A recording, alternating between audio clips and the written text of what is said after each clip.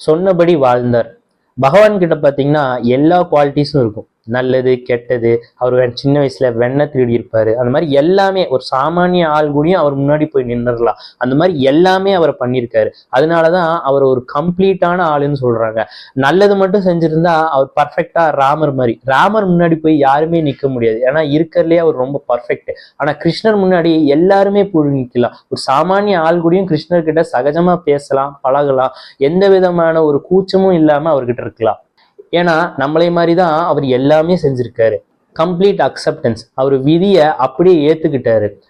மகாபாரத போர் முடிஞ்சதுக்கு அப்புறம் காந்தாரி கிருஷ்ணருக்கு ஒரு சாபம் கொடுக்குறாரு. நீ என் பையன் எல்லாருமே இறக்கிறதுக்கு காரணமா இருந்ததுனால உன் குலமே அழியும், உன் நாடே பார்த்தீங்கன்னா தண்ணிக்குள்ள போயிடும். நீ ஒரு காட்டுல ரெஸ்ட் இருக்கும் போது வேடன் ஒருத்தன் உன் காலை மானுன்னு பார்த்து குறி வச்சு அடிச்சு உன்னை சாகடிப்பான்.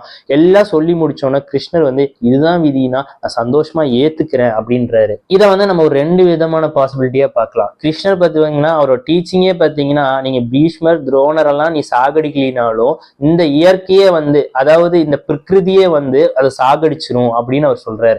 அவரு எல்லாம் ஈஸ்வரன் செயல் அந்த அண்டர்ஸ்டாண்டிங்ல அக்செப்டன்ஸ்க்கு வந்திருக்கலாம். இன்னொன்னு வேதாந்திக் பாயிண்ட் ஆஃப் வியூல இந்த உலகமே மித்தியா, உண்மையே இல்லாத பொருள் இருந்தா என்ன இல்லைன்னா இல்லை, அதனால எனக்கு இது மேட்டரே இல்லைன்னு சொல்லிக்கூடிய அவர் அதை ஏத்திருக்கலாம்.